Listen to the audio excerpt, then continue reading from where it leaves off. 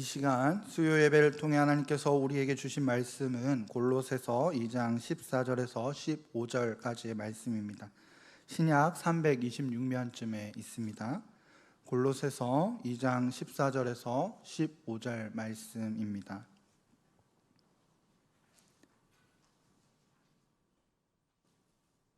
골로새서 2장 14절에서 15절 다 찾으셨으면 우리 함께 봉독하도록 하겠습니다.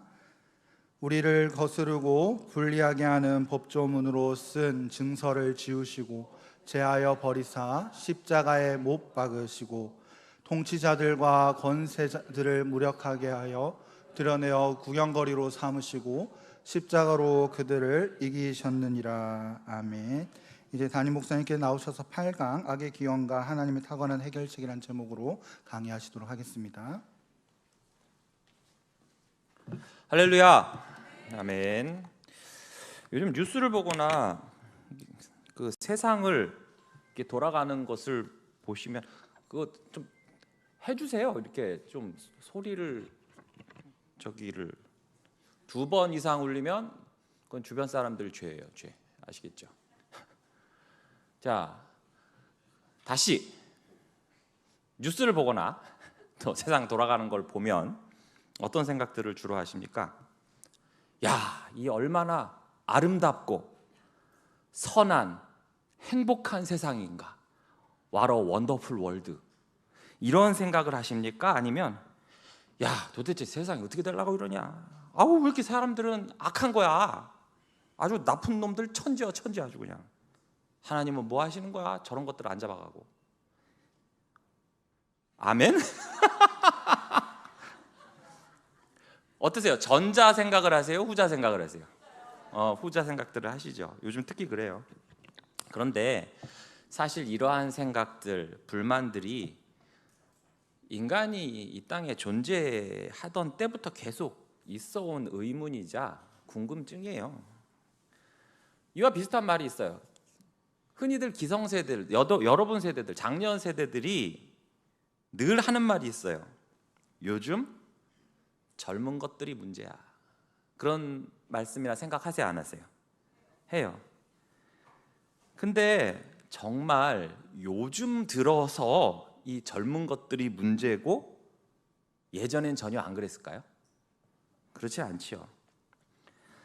고대 이집트 피라미드 아시죠? 거기 낙서가 돼 있는데 이런 글이 있어요. 요즘 젊은 것들은 버릇이 없어. 근데 그 밑에 또 이런 낙서가 돼 있대요. 어휴, 노인네들 늙었다고 꼬장이 너무 심하네. 지금 나오는 건 내가 나오라고 할 때 틀으세요. 뭘 계속 틀고 앉았어 아주 그냥. 그 요즘 젊은 것들 버릇이 없어. 아유, 노인네들 늙었다고 꼬장이 너무 심하네. 이게 수천 년 전 기록이거든요. 우리나라라고 뭐 다를 거 있을 것 같으세요? 울진 동굴에서 발견된 신라 시대의 어느 화랑 아시죠? 화랑이 한 낙서는 이래요. 요즘 젊은 애들은 싸가지가 없어. 근데 3700년 전, 거의 아브라함 시대죠. 메소포타미아에 수메르인인 아버지가 남긴 글이 있어요. 자, 이제 띄우시면 돼요. 네. 얼마나 웃긴지 보세요. 요즘 읽어도 전혀 이질적이지가 않아요.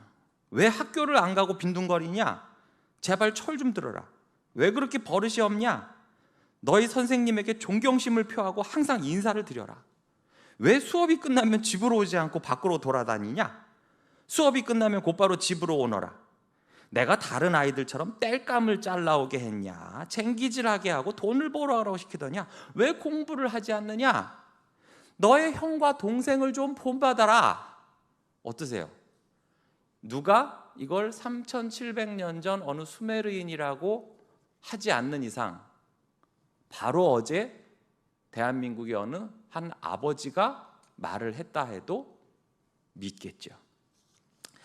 마찬가지로 예나 지금이나 우리는 같은 의문을 품고 같은 질문을 던지고 삽니다. 왜 이 세상에는 악이 존재하는가?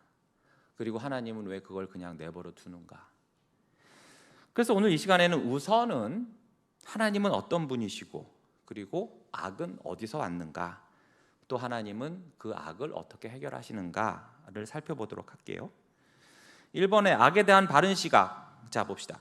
그리스도인이 되었든 불신자가 되었든 이런 의문을 품어요. 하나님이 정말 사랑이 충만하고 아들을 대신 죽게 할 정도로 우리를 사랑하신다면 우리가 살고 있는 이 세상의 고난과 악한 일들을 왜 내버려 두시는가?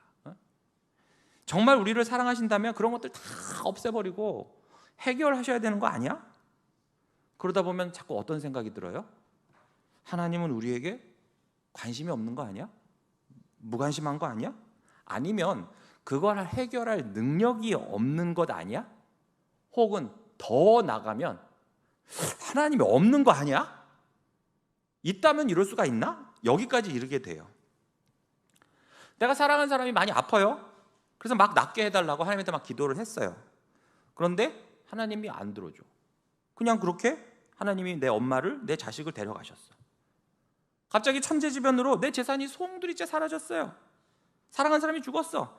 그러면 어떻습니까? 앞에 나왔던 그런 의문이 생기다가 나중엔 막 분노하게 돼요. 섭섭하게 돼요. 그러면서 신앙을 떠난 사람들도 우린 종종 보게 됩니다.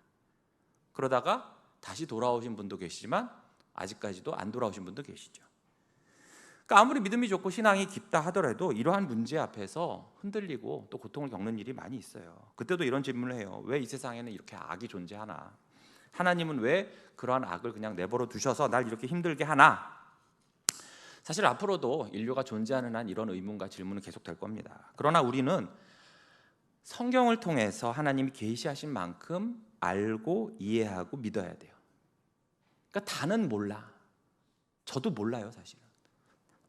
그래서 다 이해 못한다 하더라도 그러나 우리에게는 하나님께서 믿음을 주셔서 그래, 하나님이 계시하신 이 성경을 통해서 이렇게 말씀을 하신다면 그 범위 내에선 내가 믿어야지, 이런 마음이 있어야 돼요. 왜냐? 무엇이 우리에겐 전제되어 있습니까?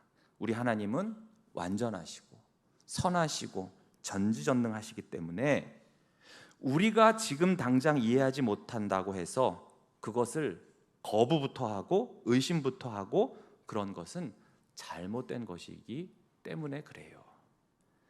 자, 그럼 먼저 이 악이라는 것에 대해서 세상은 어떻게 말하는가? 윤리학자들은 대체적으로 악에 대해서 세 가지로 구분을 해요. 자연적인 현상에 의한 재해처럼 어쩔 수 없이 발생하는 고난 등을 악이라고 규정을 하기도 합니다. 또 두 번째로 윤리적인 잘못들이 있어요. 거짓말이라든지 범죄라든지 미움, 증오 등을 포함해서 다소 구조적인 악들이 바로 여기에 포함돼요. 마지막으로 사람의 한계에 의한 악이에요. 의도하지 않더라도 죄를 짓게 되고 악의 없는 행동을 했는데 이것이 결국 다른 사람에게 피해를 주기도 한다는 거죠. 또한 인간은 하나님이 아니기 때문에 시공간에 갇혀 있죠. 그것을 초월할 수 없어서 어쩔 수 없는 상황에 빠지기도 하고 이러한 인간의 한계에 의한 악이 있다는 거예요. 그런데 앞에서 우리가 1번에서 자연적인 현상인 재해가 악이라고 했는데 여러분 근래 들어서의 자연재해는 어떻습니까? 인간의 무분별한 개발이라든지 난개발이라든지 낭비라든지 오염이라든지 이런 것과 굉장히 깊은 관계가 있죠. 그렇죠? 무책임한 어떤 국가들의 어떤 잘못된 행정이라든지 이런 것 때문에 피해가 더 커지고 확산되는 등 실제적인 죄와 또 악의 문제들이요. 막 요즘엔 막 구분하기 어려울 정도로 섞여 있고 혼재되어 있고 그래요. 그래서 구분이 늘 명확하지는 않아요. 그렇지만 그래도 악과 죄를 구분을 좀 한다면 우선은 악은 굉장히 포괄적이에요. 범위가 넓어요. 하나님의 질서와 선하심을 파괴하는 모든 것을 악이라고 규정을 해요. 그러다 보니까 범위도 굉장히 넓지요. 또 현실, 당장 우리 눈앞에서 벌어지는 일도 있지만 잠재적인 것도 있어요. 그것도 모두 포함돼요. 그래서 사탄의 반역이라든지 또는 인간의 타락 이전부터 악은 존재했을 가능성이 있어요. 그런데 이에 반해서 죄는 어떻습니까? 하나님의 법을 어기는 구체적인 행위죠. 구체적인 상태예요. 구체적인 의도가 들어가요. 그리고 범죄, 죄를 범했다는 구체적인 행위가 나타나고 현실에서도 드러납니다. 그러니까 죄는 인간의 불순종, 즉 하나님의 명령을 위반하면서부터 시작이 되잖아요. 그래서 악은 죄를 포함하는 더 넓은 범주에 속한다는 거예요. 그래서 죄는 반드시 악이지만 악이 반드시 죄는 아닐 수도 있는 것입니다. 예를 들어서 태풍으로 인해서 사람이 죽었어요? 이거 선한 거예요? 악한 거예요? 태풍으로 사람이 죽었다니까? 어머, 선한 일이 벌어졌네 이래요? 악해요. 악하단 말이에요. 그런데 그렇다고 해서 바다가, 날씨가 죄를 지은 건 아니잖아요. 죄는 바로 인격적이고 도덕적이고 윤리적인 피조물만이 지을 수 있는 거예요. 개가 사람을 물었다고 해서, 개가 사람을 물었어요. 그거 선한 거예요? 악한 거예요? 그렇죠? 어머, 개한테 불렸어? 어머, 이런 좋은 일이, 이런 선한 일이 있나? 이러진 않잖아요. 악한 일이에요. 그렇지만 그렇다고 해서 그 개가 사람을 문 죄를 지었기 때문에 그 죄가 주여 삼창하고 회개를 한다든지 결국 그로 인해서 구원을 받는다든지 그런 건 아니잖아요. 그래서 기독교 교리는 악의 문제를 다룰 때 특별히 이 인간의 타락과 죄의 기원에 초점을 맞추거든요. 그런데 존 파이퍼 목사님은 악에 대해서 이렇게도 말했어요. 그리스도의 영광을 온전히 드러내지 못하도록 방해하는 것은 무엇이든지 다 악이다. 그러니까 이건 죄야, 이건 죄가 아니야, 그걸 막 따지기 전에 그것이 과연 예수 그리스도의 영광을 온전히 드러내지 못하게 한다면 그것은 다 뭐다? 악이라는 거예요. 예를 들어서 술 먹는 게 죄냐, 담배 피는 게 죄냐, 이런 거 옴냐꼼냐 따지기 전에, 그런 걸 묻기 전에 과연 그러한 행위가 그리스도의 영광을 과연 드러낼 수 있겠느냐, 아니면 반대로 가리느냐. 가린다면 그것은 뭐예요? 악이에요. 그리고 그 악은 죄로 얼마든지 발전을 할 수 있는 거예요. 그러니까 이런 수준으로 봐야지, 너 담배 폈어? 이거는 뭐 죄야, 이건 구원 못 받. 이런 저급한 수준으로 가는 것이 아니라 과연 이것이 하나님의 영광을, 그리스도의 영광을 드러내는가, 드러내지 않는가? 그럼 답이 뻔히 나오잖아요. 이게 죄에서 구원받아 천국 가, 이거는 애매할지 모르겠지만 이것이 그럼에도 불구하고 그것이 예수님의 영광을 드러내? 그럼 여러분들 100% 그럴 거예요. 그렇진 않지. 그러면 거기서 끝나는 거예요. 거기서. 그럼 죄와 악을 말하기 이전에 우리가 알아야 할 것이 있어요. 우리가 항상 이런 이야기를 하잖아요. 나를 알기 위해선 누구부터 알아야 된다고 했어요? 하나님부터 알아야 돼요. 나를 지으신 하나님으로부터 알고 거기서 출발해야 진정한 나라는 존재를 알 수 있는 것처럼 악에 대해서, 죄에 대해서도 우선은 하나님이 어떤 분이신지 아는 것부터 시작을 해야 된다는 거예요. 그래서 가번에 보시면 하나님은 선하시다라고 했죠. 창세기 1장 31절 함께 읽어볼게요. 시작. 하나님이 지으신 저녁이 되고 아침이 되니 이는 여섯째 날이니라. 자, 하나님은 세상을 창조하시고 보시기에 심히 좋았다. 좋았다 뭐라고 하죠? 히브리어로? 토브 들어보셨죠? 네, 토브 들어보셨을 거예요. 토브는 좋다, 선하다라는 뜻이에요. 즉 하나님은 좋으신 분이에요. 선하신 분이기 때문에 그분이 지으신 모든 것이 다 어때?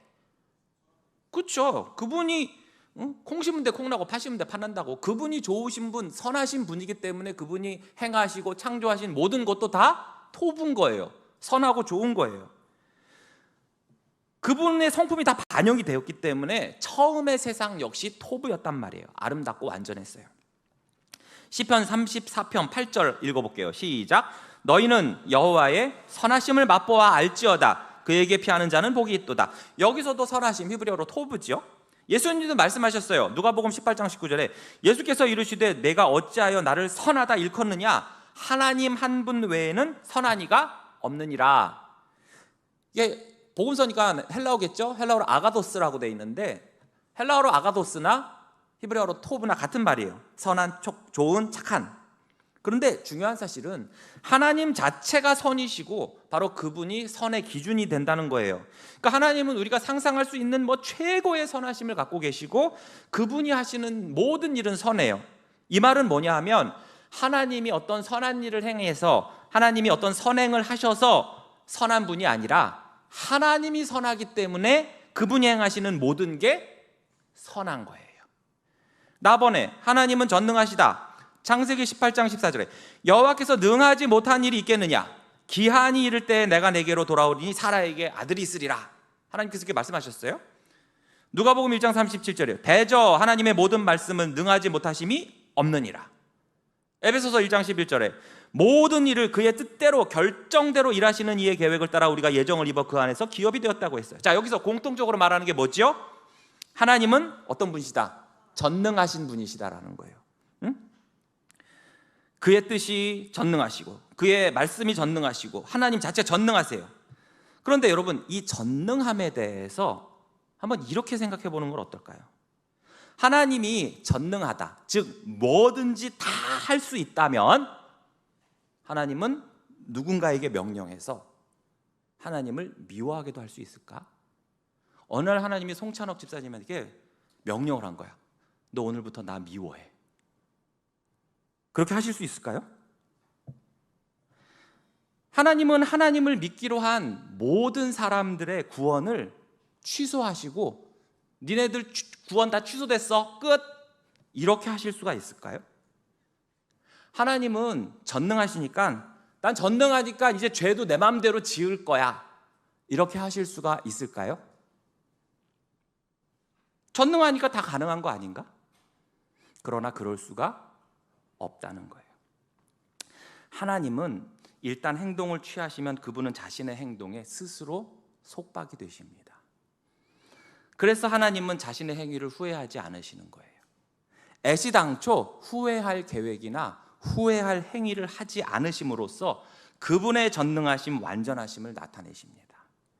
하나님은 여러 선한 약속들을 하시면서 의도적으로 자신의 가능성과 선택을 바로 그 하나님의 말씀과 약속 안에 스스로 제한하시는 거예요. 그렇게 됨으로써 하나님은 신실하신 분, 자신이 한 약속을 끝까지 충실히 지키는 분이 되시고, 이는 하나님의 불변성, 절대로 변하지 않는 그분의 성품을 반영하게 되는 거예요. 다번에 보시면 하나님은 모든 삶을 주관하시죠. 골로새서 1장 16절 말씀에 만물이 그에게서 창조되되 하늘과 땅에서 보이는 것들과 보이지 않는 것들과 혹은 왕권들이나 주권들이나 통치자들이나 권세들이나 만물이 다 그로 말미암고 그를 위하여 창조되었고. 자, 창세기 2장에서 세상에 처음으로 악이 들어온 이후에 하나님은 타락한 인간을 구속하시기 위해 수많은 역사들을 이끌어 가셨어요.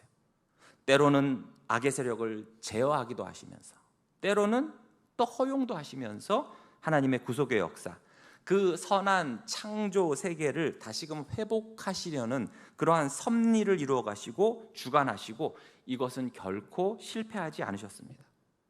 골로새서 1장 16절에 나온 대로 만물이 그에게서, 여기서 이 그는 문맥상 누구예요? 예수 그리스도예요. 그러니까 성경은 만물을 창조하신 목적이 하나님의 아들을 영화롭게 하기 위해서라고 하셨어요. 하나님은 모든 피조물의 시작과 끝이 어떻게 될지를 미리 다 아시고 창조하셨고, 따라서 그 사이사이에 있는 타락한 천사들조차도 하나님의 이러한 위대한 목적의 성취를 위한, 결국엔 바로 아들 예수 그리스도의 영광을 위해서 사용한 도구요 과정일 뿐이라는 거예요. 그리고 완전한 선이 이루어지는 그 하나님 나라의 완성이 되는 순간, 그때는 모든 죄와 악은 하나님의 심판을 받게 되는 것이죠. 라본에 보시면 그리스도는 죄와 악을 깨뜨리고 무력화시키셨다는 거예요. 골로새서 2장 14절에서 15절입니다. 우리를 거스르고 불리하게 하는 법조문으로 쓴 증서를 지우시고 제하여 버리사 십자가에 못 박으시고 통치자들과 권세들을 무력하여 드러내어 구경거리로 삼으시고 십자가로 그들을 이기셨다고 했습니다. 예수님께서 이 땅에 오신 이유는 단지 그냥 좋은 말씀 전한다거나 병자나 가난한 자들을 치료하고 그들을 긍휼히 여기기 위함만이 아니에요. 예수님은 악한 세력, 죄의 권세, 사탄의 세력을 무너뜨리기 위해서 오셨어요. 그리고 회개를 촉구하셨죠. 그분은 십자가에서 악한 모든 공격을 다 받으셨고 결국엔 죽임을 당하셨지만 이러한 최후의 공격조차도 예수님은 부활하심으로써 그 모든 것을 무력화시키셨어요. 그러니까 사탄은 예수님을 죽음으로써 처음엔 지가 승리했다고 착각을 했겠지만 오히려 그것은 하나님의 놀라운 지혜였고 하나님의 승리가 되었고 상대적으로 악은 스스로를 멸망시키는 결과를 낳게 된 것입니다.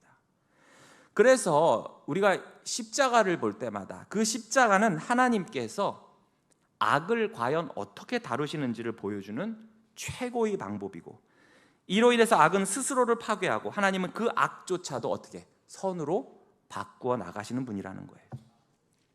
이 세상에는 아직은 악한 일들이 너무나 많죠. 질병, 전쟁, 죽음, 범죄, 억울한 일들. 그러나 그와 같은 악들이 존재한다고 해도 우리는 하나님의 그 선하심과 그 전능하심을 의심해서는 안 돼요. 왜냐하면 선하시고 전능하신 하나님은 그 모든 것을 주관하시고 통치하시고 통제하시고 또 예수 그리스도를 통해서 완전한 해결책을 우리에게 이미 주셨기 때문입니다. 그러므로 그리스도인은 죄와 악이 관영하고 불의한 이 세상 속에서도 소망을 잃지 말아야 돼요. 왜냐하면 우리 하나님은 지금도 우리를 위해 일하고 계시기 때문입니다. 그래서 종국에는 우리를 모든 악으로부터 죄로부터 구원하실 것이기 때문에 그래요. 자, 그럼 1페이지 하단에 2번에 악이 존재하는 이유, 즉 악의 기원을 함께 보죠. 가번에 세상에 악이 존재하는 이유는 사탄의 영향력 때문이다. 자, 에베소서 2장 2절 함께 읽어볼까요? 시작. 그때 너희는 그 가운데서 행하여 권세 잡은 자를 따랐으니 곧 지금 불순종의 아들들 가운데서 역사하는 영이라. 자, 요한일서 5장 19절은 또 이렇게 말해요. 또 아는 것은 우리는 하나님께 속하고 반대로 온 세상은 악한 자 안에 처했다고 했어요. 자, 그 에베소서에서는 공중 권세 잡은 자가 나왔고 요한일서에서는 이와 유사한 말이 뭐예요? 악한 자예요. 자, 공중 권세 잡은 자 누구를 말합니까? 사탄 마귀를 말하죠. 전에 어떤 장로님이 예배 시간에 대표 기도를 하시는데 우리 교회는 아니고 대표 기도를 하시는데 이것도 말 안 하면 또 찾아 또 여러분들이 어느 장로님이었지 막 이러고 다른데요, 다른데. 그러니까 이분이 대표 기도를 하는데 이게 시작을 하면서 그러니까 의미는 뭔지 알겠어. 하늘 영광과 그 보좌를 버리시고 막 이런 의미. 하늘의 모든 영광과 온 천지 만물을 다스리시는 우리 하나님 이렇게 말을 한다는 걸 하늘이니까 공중이라고 해가지고 하늘의 모든 권세와 뭐 영광과 이렇게 말하신다는 걸 공중 권세를 잡으신 우리 하나님 이렇게 된 거예요. 그러니까 저기 다들 성도들이 눈 감고 있다가 뭐래 막 이제 수근수근 막 그랬거든요.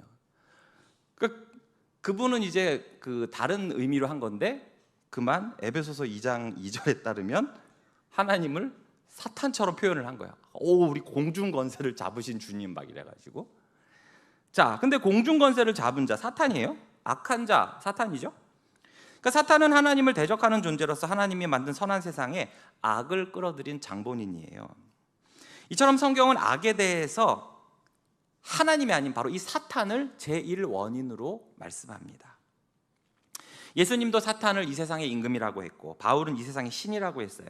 즉 이 세상에 실제로 존재하면서 악한 영향력을 끼치고 죄와 악을 널리 퍼뜨리는 장본인이 바로 사탄이라고 성경은 지목하고 있는 것입니다.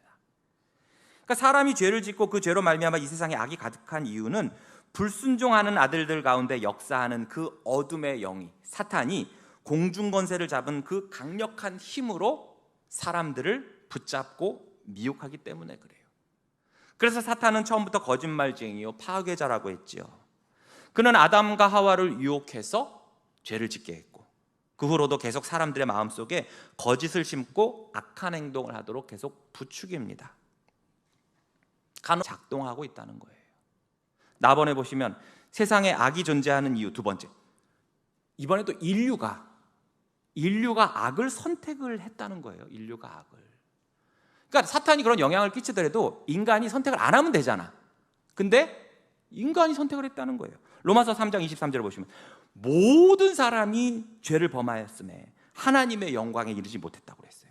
이어서 5장 12절에 보시면 그러므로 한 사람으로 말미암아 죄가 세상에 들어오고 죄로 말미암아 사망이 들어가나니 이와 같이 모든 사람이 죄를 지었으므로 사망이 모든 사람에게 이르렀느니라. 자, 모든 사람이 죄를 범하였다, 모든 사람이 죄를 지었다. 자, 주어가 뭐예요? 모든 사람이 죄를 지었다. 능동태예요. 즉 뭐냐면 누가 등 떠밀고 너 죄 안 지으면 죽인다 이런 게 아니라 스스로 능동적으로 죄를 지었다는 거예요. 앞에서 에베소서 2장 1절 2절에서도 너희는 공중의 권세 잡은 자를 따랐다라고 했죠. 주어는 뭐예요? 너희가. 그리고 따랐다. 이 또한 뭐예요? 능동적으로 한 거예요. 아담도 보세요. 하나님이 선악과를 먹지 말라고 그것을 금하는 명령을 주셨어요. 그런데 만약에 에덴 동산에 선악과만 있었다면, 선악과만 하나만 딸랑 있었다면 아담이 먹었다 해도 하나님한테 변명할 수 있어요. 어떻게 해요? 이놈의 동산에 무슨, 그래서 하나님의 말씀을 프로그램화된 대로 자동적으로 따라야 한다면 여기서부터 뭐가 뻐그러집니까? 사랑과 인격적인 관계가 아니잖아요. 제가 지금 말했잖아요. 로봇이라고. 로봇, 기계에 무슨 인격이 있고 무슨 관계가 무슨 있어요.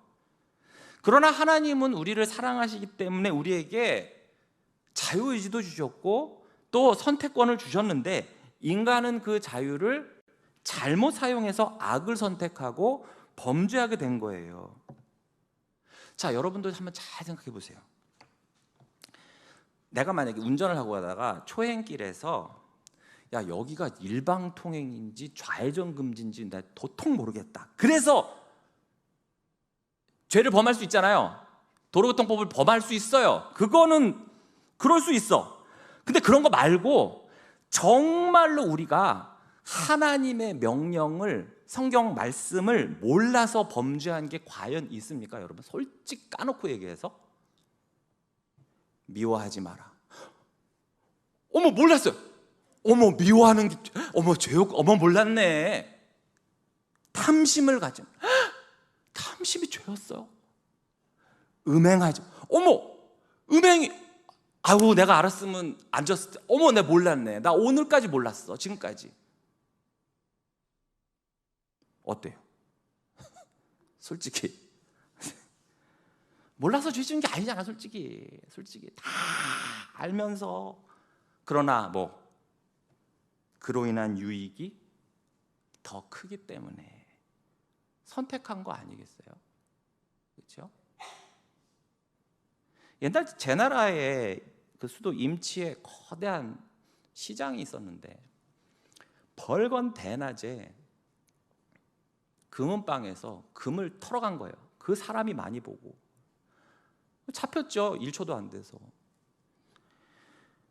그 관가로 끌려가가지고 그 원님이 기가 찬 거예요. 미친 거 아니냐? 한밤중에 아무도 없을 때 훔친 것도 아니고 그 사람 많은 데서 어떻게 금을 훔칠 생각을 했냐? 근데 그 사람이 유명한 말을 했어요. 금밖에 안 보였습니다. 금 보는 순간 거기에 수많은 사람들이 일시적으로 안 보였다는, 금만 보였다는 거예요. 죄도 마찬가지인 거예요.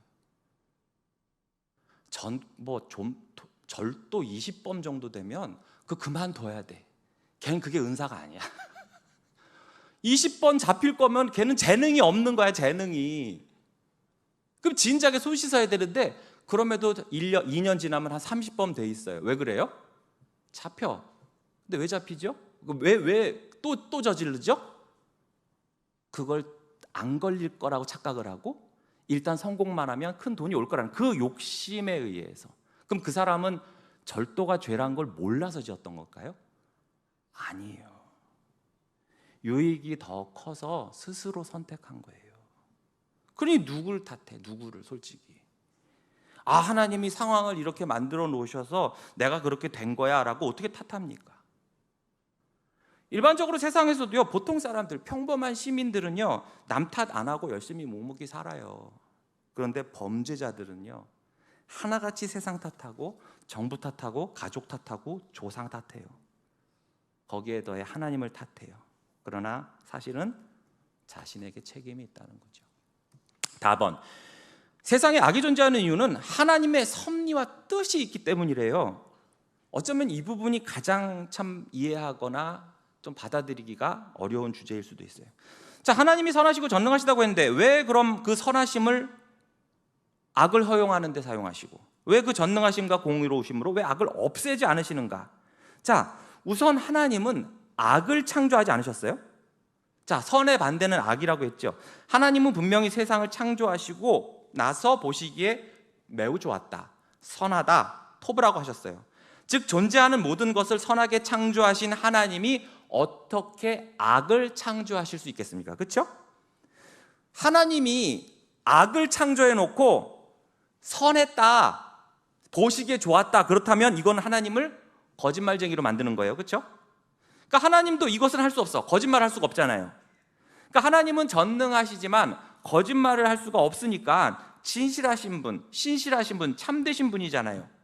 그 하나님께서 모든 온갖 만물을 창조하시고 선하다, 보기 좋았다, 토브라고 했다면 하나님은 악을 창조하신 게 아니라는 뜻이 돼요. 그렇기에 하나님이 악을 창조하신 것이 아니라 악이 존재할 수 있는 세상을 창조하셨다라고 하는 게 옳은 표현일 겁니다. 이걸 다른 말로 한다면 악을 허용하셨다라고 할 수 있는 거예요. 그럼 왜 하나님께서 악이 존재할 수 있는 세상을 창조하시고 또 악을 허용하시기로 했는가?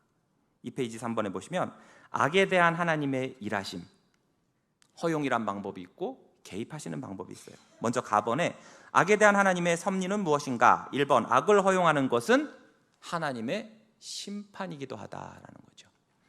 하나님은 거룩한 분이시죠. 결코 죄를 가볍게 보지 않으십니다. 그런데 때로는 인간이 계속해서 죄를 고집할 때 하나님은 그 죄와 악을 허용하시기도 해요. 그리고 그 자체가 일종의 하나님의 심판이라는 것입니다.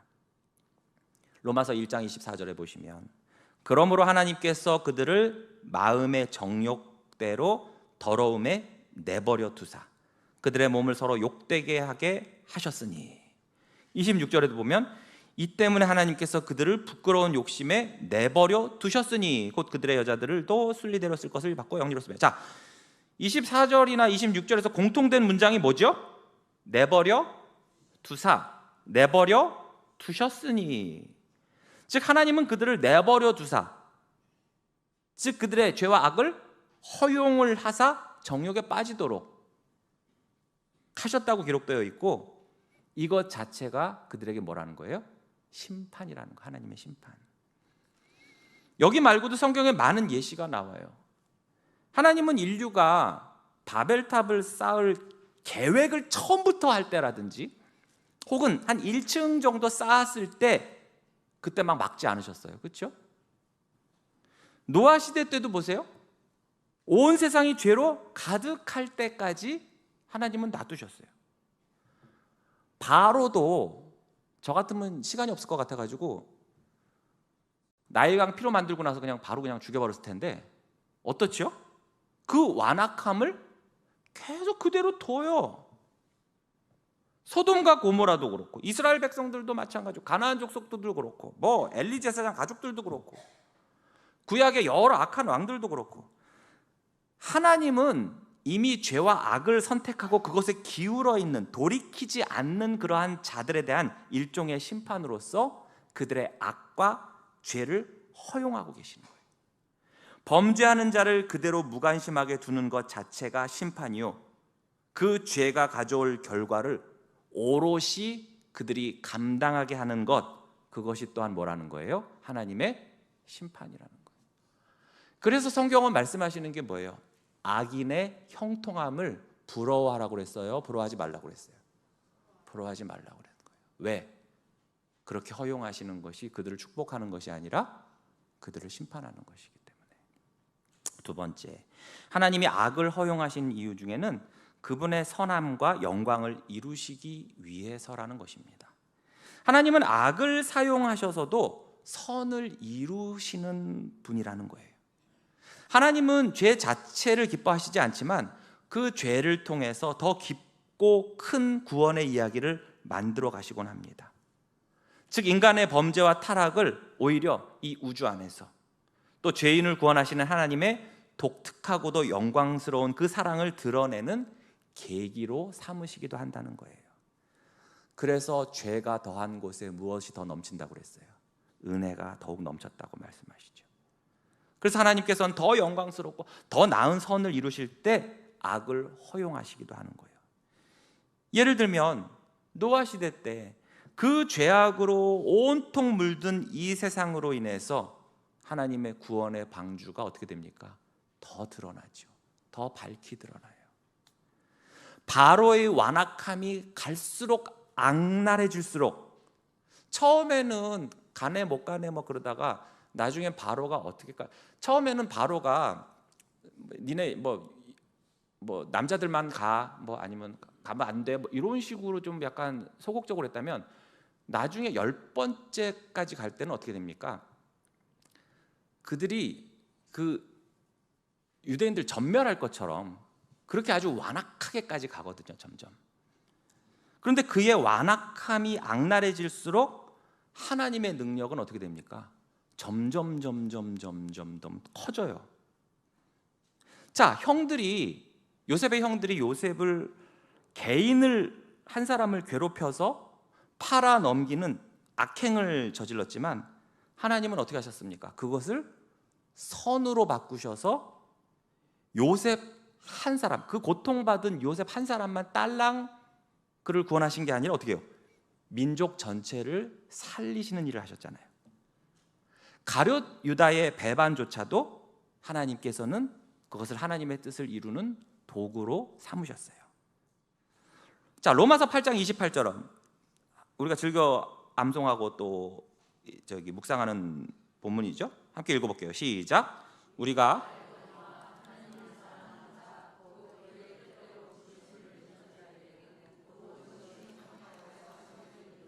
자, 그런데 우리가 이렇게 익숙하고 잘 아는데 이 본문에서 많은 사람들이 오해를 합니다. 많은 사람이 잘못 해석을 해요. 어느 부분에서 모든 것이 합력하여 선을 이룬다. 여기서 이 모든 것을 우리는 어떻게 자의적으로 해석하느냐? 단지 나에게 유리한 것, 나에게 좋은 것, 나에게 이익이 되는 것으로 해석을 한다는 거죠. 즉, 모든 것이 합력하여 선을 이룬다는 것을 우리는 어떻게 오해를 하느냐? 모든 선한 것이 합력하여, 내게 모든 선한 것이 합력하여 선을 이룬다고 생각해요. 그런데 여러분, 모든 선한 것이 합쳐지면 당연히 그게 뭘로 나와? 선이 나오지. 그거는 하나님이 아니라 나도 하겠다 그런 건. 그걸 왜 못해요? 모든 선한 거 다 갖다 놓고서 그거 이렇게 쪼물락쪼물락 해서 하면 그게 선하지, 그게. 그런데 우리 하나님의 능력은 그 정도가 아니라는 거예요. 이 모든 것에는 모두 포함돼요.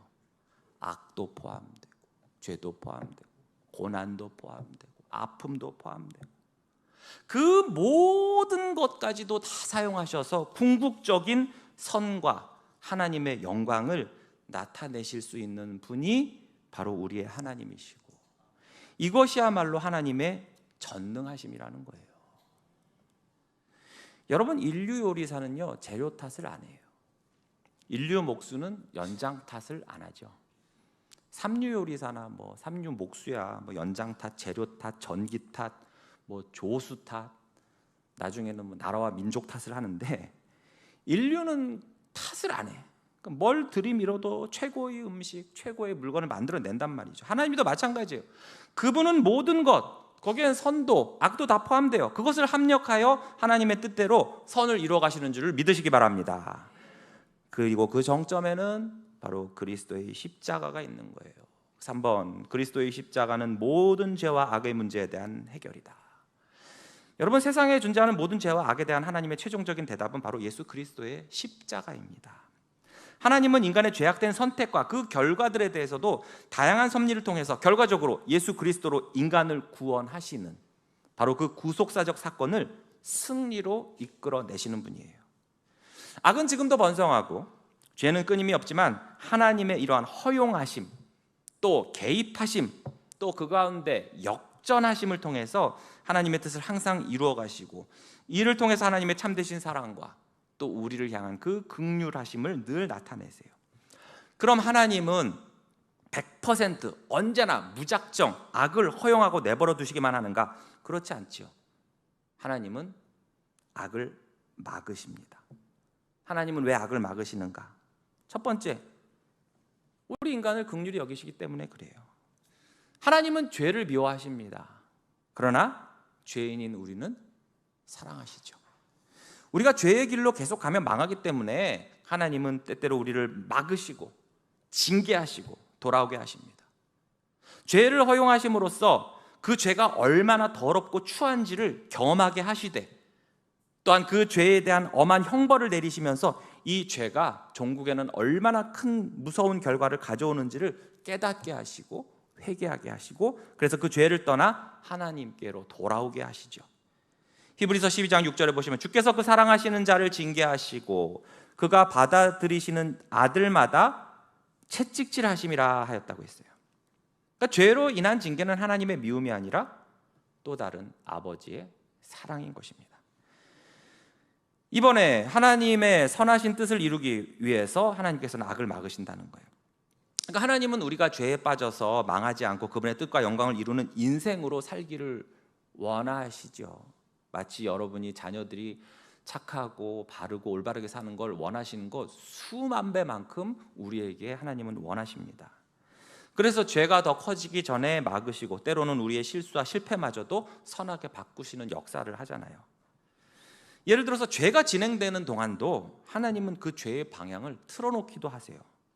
자, 형들이 요셉을 죽이려고 했잖아요. 그때 어떻게 해요? 뜬금없이 루벤이 나타나가지고 그냥 팔자 이래요. 애굽에 팔자. 방향이 틀어졌어요. 그 결과 어떻게 됐습니까? 온 이스라엘 민족이 구원을 받는 선한 결과를 낳게 하셨단 말이에요.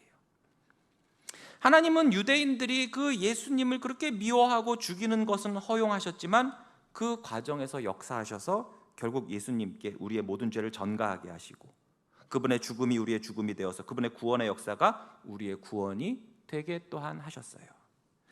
그렇기 때문에 단순히 악이나 죄를 허용하는 것으로 끝나는 게 아니라 하나님께서는 반드시 자신의 뜻이 이루어지도록 통제하시고 막으시기도 한다는 거예요. 그래서 욥기 42장 2절에서도 보시면 주께서는 못하실 일이 없사오며 무슨 계획이든지 못 이루실 것이 없는 줄 안다고 그랬어요. 그러니까 하나님은 우리 인생의 악한 순간에도 주권적으로 개입하셔서 결국 그 모든 것을 합력하여 그분의 뜻을 이루심을 믿으시기 바랍니다. 정리하자면 하나님은 악을 그냥 두시는 분은 아니에요. 때로는 허용하시지만 또한 그만큼 또 막으시고 개입하시기도 합니다. 그리고 그 모든 것 위에 하나님의 지혜와 사랑이 있는 거예요.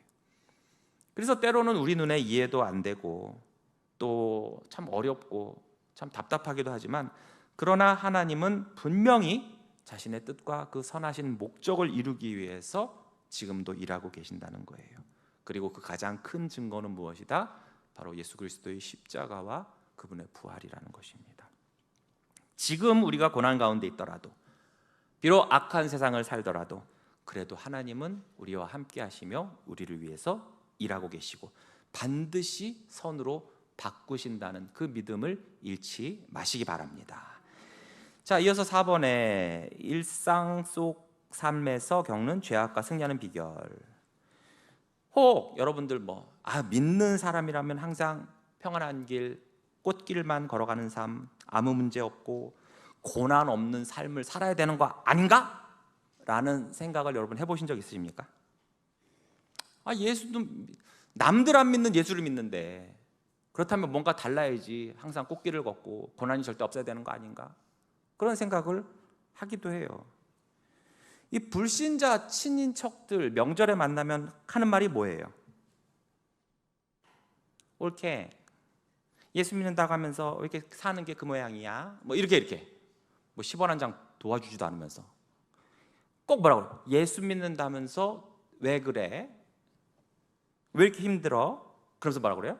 난 예수 안 믿어도 이렇게 잘만 사는데. 지금 대답한 사람들은 다 이미 경험이 있는 거야 지금. 맞아요. 오히려 신앙생활을 시작한 이후에 더 많은 시련과 유혹을 겪는 것 같다고 느낄 때가 많아요. 그런데 저들이 항상 행복한 것이 아니듯 우리가 항상 고난과 시련과 유혹만 있는 것은 아니에요. 게다가 우리 하나님께서는 우리가 이러한 것들과 혼자 싸우도록 내버려 두시지 않는다는 것입니다. 하나님은 우리에게 죄와 유혹, 고난을 이길 분명한 방법을 알려주시고 또 함께 하십니다. 먼저 가본 죄에 대해서예요. 죄에 대한 승리의 비결은 바로 회개하는 것입니다. 요한일서 1장 9절 함께 읽어볼게요. 시작. 만일 우리가 우리 죄를 자백하면 그는 미쁘시고 의로우사 우리 죄를 사하시며 우리를 모든 불의에서 깨끗하게 하신다고 했어요. 자, 여러분, 죄는 하나님과 우리 사이를 갈라놓는 벽과 같아요. 그러니까 죄는 단순한 어떤 습관, 나쁜 행동, 실수 그 정도가 아닙니다. 요즘 들어 세상에선 자꾸 죄를 뭘로 치환을 시키냐면 실수 또는 어떤 그 사람의 정체성, 무슨 어떤 가벼운 습관, 선택, 성향 이런 식으로. 동성애가 죄예요, 죄가 아니에요? 그렇죠? 근데 지금 텔레비 다 틀어보세요. 다 뭘로 바꿔요? 개인의 성향으로 바꿔요. 성향은 죄가 아니잖아요. 성향은 죄가 아니에요. 내가 부침개를 좋아해. 난 고기보다 나는 야채가 좋아. 이건 그 사람 성향이죠. 근데 어느 날 야채를 좋아한다고? 그건 엄벌에 처할 죄야. 이러면 되게 황당할 거 아니에요. 그렇죠? 마찬가지예요. 성향으로 바꿔버리면 죄라고 정할 게 없어요. 사실은. 그렇게 따지면 난 좀 누군가 걸 훔치는 성향이 있어. 난 욱하면 누군가를 두들겨 패서 턱뼈를 날리는 성향이 있단다? 아니잖아요. 죄는 그래요. 죄는 하나님을 떠나서 내 마음대로 살고자 하는 모든 것이에요. 그런데 그러한 죄를 이길 방법이 있습니다. 그것은 바로 회개라는 것이에요. 회개는 단순히 미안해 이러고 끝나는 게 아니죠. 내 마음과 방향과 전인격을 하나님께 다시 되돌리는 거예요. 돌이키는 것이죠. 그리고 하나님은 이렇게 회개한 자를 결코 외면하지 않으십니다. 죄를 깨닫고 진심으로 하나님께 돌아오면 하나님은 깨끗하게 용서해 주세요. 오히려 우리는 그렇지 않죠. 정말 저 사람이 전심을 다해서 용서를 빌었는데도 내 마음에 이게 응어리진 게 안 풀리면 어떻게 돼요? 됐어, 나 너 용서 못해. 나 죽을 때까지 용서 못해. 내 눈에 흙이 들어가긴 안 돼. 막 이런 식으로. 근데 하나님은 어떻게 하신다는 거예요? 진심으로 하나님께 돌아오고 하나님께 회개하면 그 즉시 깨끗하게 용서해 주신다는 거죠. 우리가 계속해서 회개하며 주님 앞에 나아갈 때 죄는 우리를 더 이상 붙잡아 둘 수가 없는 것입니다. 다윗을 보세요. 그가 하나님 앞에서 정말 눈물로 참회하고 회개함으로써 죄 용서를 받았을 뿐 아니라 거룩을 향해서 한 걸음 더 올라가는 성숙을 이루게 되었죠. 실패한 베드로를 보세요. 베드로의 그 통곡의 회개는 자신이 비겁하게 지은 그 죄를 용서받게 했고 다시금 회복되어서 강인한 믿음의 사람이 되어서 형제들을 굳게 하는 역사를 경험하기도 했습니다. 우리가 회개하려고 할 때 자꾸만 쏘삭거리는 얘기가 있어요. 맨날 그렇게 회개하면 뭐하냐? 맨날 회개하면 뭐하냐? 그렇게 참소하는 마귀의 핀잔에 넘어가지 말아야 돼요. 요한일서 1장 9절은 분명히 말씀하셨잖아요. 우리가 우리 죄를 자백하면 그는 미쁘시고 의로우사 우리의 죄를 사해 주신다고 했어요. 우리가 수백 번 회개했던 죄, 아직도 이기지 못하고 있는 죄라 할지라도 그러나 다시 한번 하나님 앞에 또 진실되게 나아가 회개하시기 바랍니다. 그 회개의 기도가 쌓이고 쌓여 반드시 그 죄를 이길 날이 올 줄로 믿습니다. 유혹을 이기는 승리의 비결, 그것은 바로 십자가를 묵상하는 거예요. 세상에는 유혹이 참 많지요. 그리고 그 유혹의 시작은 언제나 달콤하고 그럴싸해요. 하지만 그 유혹의 끝은 어떻습니까? 항상 쓰고 고통스러워요. 베드로를 보세요. 주는 그리스도시요 살아계신 하나님의 아들이라고 고백을 해서 예수님으로부터 큰 칭찬을 받았어요. 그런데 뒤이어서 바로 어떻게 됐습니까? 곧이어서 예수님께 십자가를 지지 마시라고 해요. 이것은 사탄이 베드로를 통해서 예수님을 미혹한 것이죠. 유혹을 했단 말이에요. 자, 그때 예수님이 어머 베드로야, 십자가를 왜 져야 하는지 내가 잘 설명해 줄게. 왜 앉아봐. 그리고 들어봐. 자, 다른 사람들도 집중. 이렇게 안 하셨어요. 뭐라고 하셨죠? 사탄아, 내 뒤로 물러가라. 강력하게 말씀하시면서 그 시험과 유혹에 대처하는 방법을 몸소 보여주셨다는 거예요. 광야에서도 시험 받으실 때 보세요. 그때도 어떻게 합니까? 다른 게 아니라 하나님의 말씀에 의지해서 단호하게 하시잖아요. 그렇죠? 단호한 거예요. 단호한 거. 우리에게도 유혹이 늘 찾아와요. 그러면서 때로는 막 내 자존감을 떨어뜨리면서 난 부족해. 난 멀었어. 내 주제에 막 이런 식으로 내가 이렇게 가지고 어떻게 하나님한테 나아가고 기도하고 예배, 이런 것이 사탄이 자꾸 우리를 미혹하고 유혹하는 거예요. 종종 신방을 가보면 잘 안 나오는 남편들, 말 더럽게 안 듣는 남편들 교회 좀 나오시라고 그러면요, 대다수 분들이 뭐라고 하시는지 아십니까? 제가 죄가 많아서, 지은 죄가 많아서 못 나간대. 다들 짰니? 레파토리가 똑같아. 어느 집을 가든 제가 죄가 많아서. 근데 이것은 사탄이 미혹하고 시험하는 거예요. 너 죄가 많으니까 네 꼴하지 막 이러면서. 그런데 시험 자체로, 여러분 유혹 당하는 것 자체로 믿음이 흔들리거나 자괴감에 빠질 필요까지는 없어요. 왜냐하면 유혹을 당하는 것 자체는 죄가 아니거든요. 유혹에 넘어가는 것이 죄지요. 요셉이 보디발 아내에게 유혹을 당했잖아요. 그 유혹 당한 게 요셉 죄예요, 솔직히? 잘생긴 거 어떡하라고 그거? 잘생긴 게 죄인가? 그러면 나는 사형이게? 죄송해요. 요셉 죄가 아니란 말이에요. 근데 만약에 거기서 요셉이 그 유혹에 넘어가서 둘이 침대에 눕는 순간 그때부터 뭐가 되는 거예요? 죄가 되는 거잖아요. 그런데 요셉은 어떻게 했죠? 예수님처럼 단호하게 어떻게 했어요? 그것을 박차고 나왔잖아요. 거기서 미적미적 대면서 나 가요, 나 간다 막 이러지 않았단 말이에요. 그러므로 유혹이 찾아올 때, 미혹이 올 때 우리는 그 어떤 요셉이 받았던 유혹보다도 몇만 배 더 컸던 바로 그 십자가를 지지 말라는 그 유혹까지 다 이기시고 담대히 십자가를 지셨던 예수 그리스도를 바라보면서 그분의 피 묻은 십자가를 묵상하라는 것입니다. 그래야 우리에게 다가오는 유혹과 미혹을 이길 수 있는 거예요. 시험을 만났을 때도 그 시험을 말씀으로 이기신 그리스도, 그분을 바라봐야 돼요. 그러니까 예수님께서는 시험과 유혹, 악을 그와 똑같은 방법으로 이기신 게 아니에요. 그분은 선하신 하나님의 말씀으로, 선하신 예수님의 사랑으로 이기셨어요. 그래서 로마서 12장 21절에는 이렇게 말씀하죠. 악에게 지지 말아라. 그런데 선으로 악을 이기라고 말씀하십니다. 세상은 어떻게 하죠? 악은 뭘로 갚으라고 그래요? 악으로 갚으라고 그래요. 야, 그 괴물을 이기기 위해선 너도 뭐가 돼야 돼? 너도 괴물이 돼야 돼. 그렇게 가르쳐요. 그러나 하나님은 어떻게 하십니까? 선으로 악을 이기라고 말씀하세요. 그러니 유혹 앞에서 십자가를 바라보십시오. 거기서 우리는 하나님의 사랑과 능력을 다시금 붙들게 될 수 있습니다. 답은 고난에 대한 승리의 비결은 기뻐하는 거예요.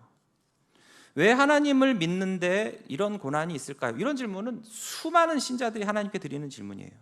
고난은 힘들고 괴롭죠. 그런데 성경은 우리에게 이 고난에 대한 놀라운 진리를 알려주십니다. 고난은 바로 하나님께서 우리를 더 온전하게 만들기 위해 사용하시는 도구라는 거예요.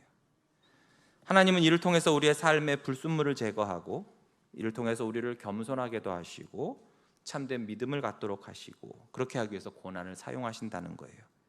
이럴 때의 고난을 우리는 특히 뭐라고 하죠? 이것을 쇠를 치듯이 당근질 연단이라고 하죠. 그러니까 고난은 결코 우연히 찾아오는 것이 아닙니다. 하나님이 이미 다 아시고 허락하시고 허용하시는 가운데 사용하시는 훈련의 자리인 거예요. 그래서 야고보서 1장 2절에서 3절 보겠습니다. 내 형제들아, 너희가 여러 가지 시험을 당하거든 온전히 기쁘게 여기라.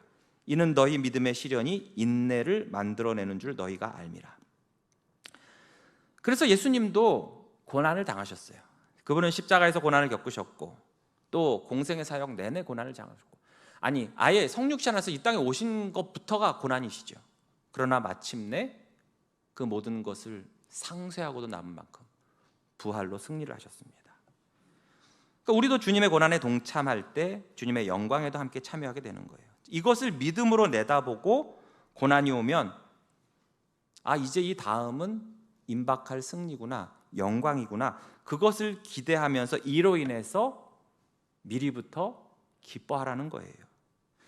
베드로도 같은 말을 했죠. 베드로전서 4장 12절에서 13절 보시면, 사랑하는 자들아, 너희를 연단하려고 오는 불시험을 이상한 일 당하는 것 같이, 이상하네, 이러고 자꾸 고난이 와, 이렇게 여기지 말고 오히려 너희가 그리스도의 고난에 참여하는 것으로 즐거워하라. 이는 그의 영광을 나타내실 때에 너희로 즐거워하고 기뻐하게 하려 함이라.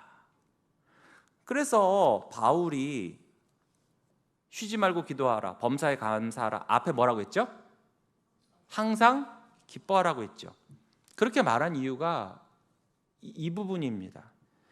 기뻐할 만한 일에는 당연히 기쁘지, 기뻐해요. 그건 누가 안 시켜도 기뻐해요, 알아서. 근데 고난이 닥쳐올 때, 성도는 고난이 닥쳐올 때, 아하, 이것은 하나님의 영광을 나타내시기 위함이구나, 그리고 이 믿음으로 이 시련을 겪어내면 인내를 만들기 때문에 그로 인해서 기뻐할 수 있구나. 그러니까 기뻐서 기쁘고, 또 나머지 고난이 와서 기쁘니까 결국 이 둘을 합치면 뭐가 되는 거예요? 항상이 되는 거예요. 항상. 그러니까 기쁠 때 기쁘고 고난이 올 때 기쁘고 하니까 이 둘을 합치면 항상이 되는 거죠. 그래서 이것을 종합한 결론이 4페이지에 나와요. 고난은 꼭 내가 죄를 지었기 때문에 고난이 온다고 생각한다든지, 또 신앙생활을 열심히 하기만 하면 어떠한 고난도 없을 거야 라든지, 마치 욥의 친구들이 욥을 비난한 것처럼 무조건 인과응보식으로만 고난을 해석해서는 된다 안 된다? 안 된다는 거예요. 그러니까 우리도 가끔 그럴 때 있거든요. 이게 정말 연단인지, 아니면 내가 죄를 지어서 하나님이 그에 대한 책망과 또는 벌을 주시는데 그것을 연단처럼 착각하면 안 되잖아요. 그렇죠? 만약에 우리 자녀가 학교에서 담배 피다 걸려가지고 학주가 너 나와 엎드려, 그래가지고 몽둥이로 너 10대만 맞아, 딱딱 맞으면 그 아프죠? 걔한테는 그게 뭐예요? 고난이에요. 고통이란 말이에요. 근데 그 고난을 왜 당하는 거예요? 자기가 지은 죄가 있으니까 벌 받는 거예요.